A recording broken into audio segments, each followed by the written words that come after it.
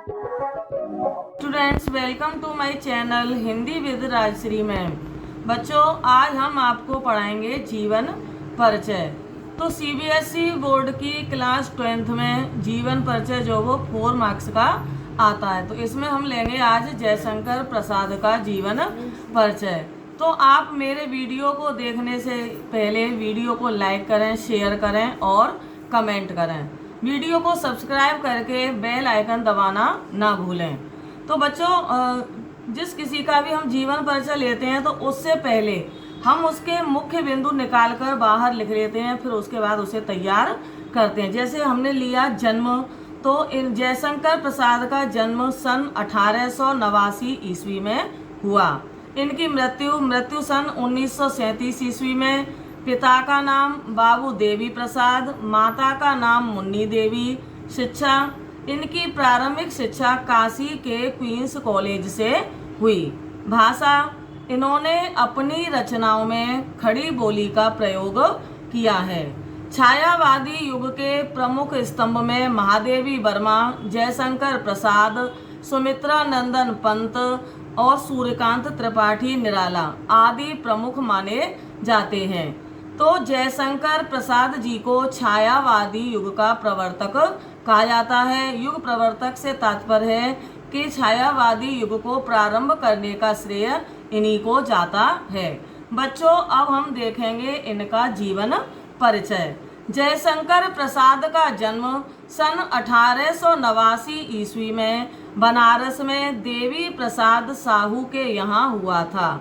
इस परिवार में सुरती अर्थात तम्बाकू बनाने का व्यवसाय होता था, अतः इनका परिवार सूंघनी साहू परिवार कहलाता था।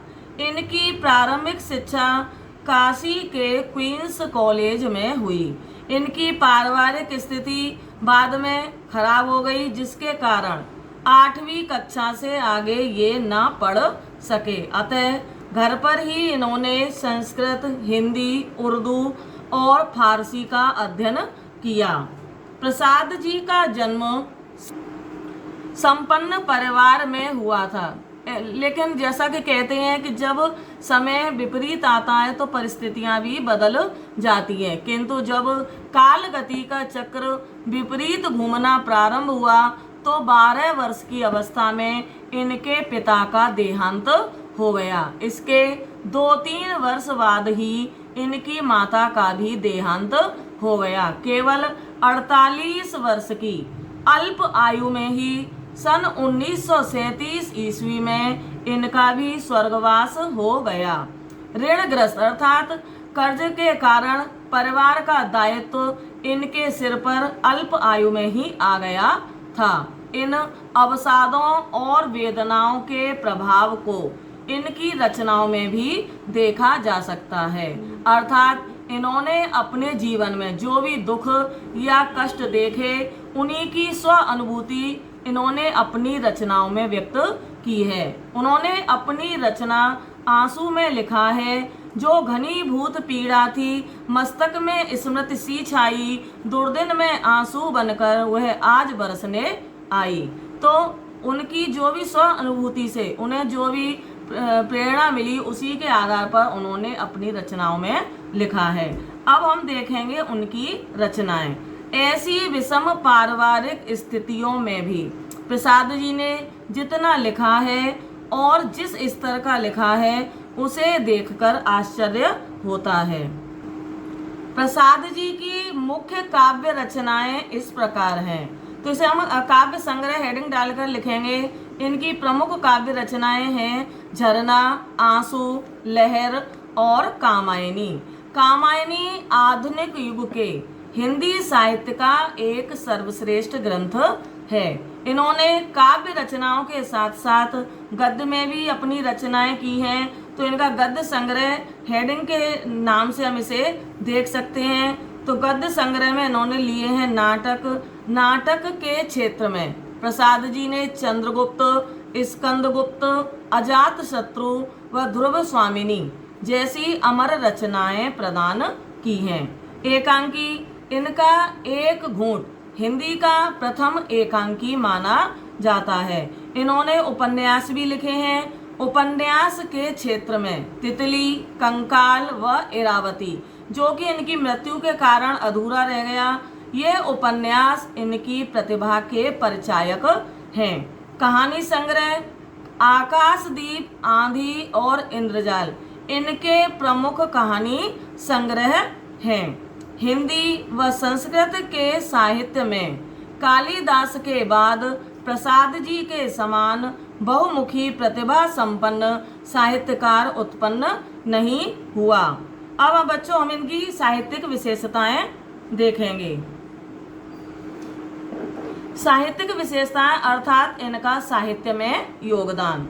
तो प्रसाद जी छायावादी काव्य के जनक के रूप में माने जाते हैं। वेदना के आधार पर या कष्टों के आधार पर इनको जो स्व अनुभूति हुई, उस स्व अनुभूति को अपनी रचनाओं में अभिव्यक्त करना ही छायावादी कवियों की प्रमुख विशेषता रही है। प्रसाद जी ने भी स्व अनुभूति को अपनी रचनाओं का आधार बनाया। प्रसाद जी के काव्य में छायावादी कविता की काल्पनिकता, सौंदर्य का सूक्ष्म चित्रण, देश प्रेम युक्त राष्ट्रीयता की भावना, प्रकृति का आलम्बनवत वर्णन, लाक्षणिकता तथा नारी सौंदर्य का आंतरिक वर्णन जैसी प्रवृत्ति प्रमुखता से रही है। प्रसाद जी की प्रमुख रचनाएं खड़ी बोली में हैं। उनकी भाषा अर्थात उन्होंने अपनी रचनाओं में अधिकतर संस्कृत निष्ठ पदावली से युक्त भाषा का प्रयोग किया है। प्रसाद जी ने अपनी स्वानुभूति को संपूर्ण समाज की अनुभूति बना दिया, अर्थात उन्होंने अपने जीवन में जो भी अनुभव किया उन्हें लगा वैसा ही संपूर्ण समाज में भी व्याप्त है। आंसू इस तथ्य का प्रमाण है। आंसू रचना की कुछ पंक्तियां इस प्रकार हैं। इस करुण कलित हृदय में अब विकल रागिनी बजती, क्यों हाहाकार स्वरों में वेदना असीम गरजती। तो इस प्रकार बच्चों जयशंकर प्रसाद छायावादी युग के प्रवर्तक माने जाते हैं। छायावादी युग को प्रारंभ करने का श्रेय उन्हीं को जाता है। बच्चों आपको मेरा ये वीडियो पसंद आया हो तो लाइक करें, शेयर करें एंड कमेंट करें। इस जीवन परिचय के नोट्स बाद में दे दिए गए हैं, आप उन्हें अपने नोट्स में लिख सकते हैं।